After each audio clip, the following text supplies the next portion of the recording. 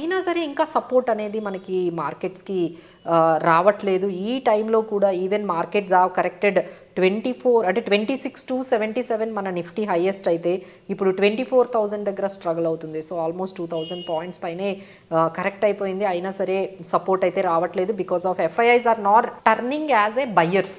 ఇంకా వాళ్ళు సెల్లర్స్ అంటే ఈ రోజు కూడా మార్కెట్లో వాళ్ళు 6,000 క్రోర్స్ సెల్ చేశారండి. So that is the reason why FIIs are not buying into the stocks. And ఆ తర్వాత రీటైలర్స్కి వస్తే ఏమవుతుంది అనేది అంటే they are all wait and watch.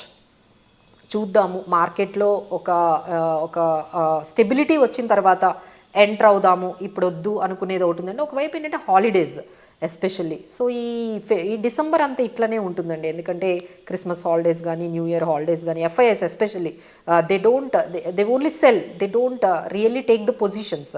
ఎందుకంటే వాళ్ళందరూ కూడా జనవరి 3rd వీక్ వరకు వాళ్ళు హాలిడేస్ మూడ్లోనే ఉంటారు, వింటర్ బ్రేక్ అని.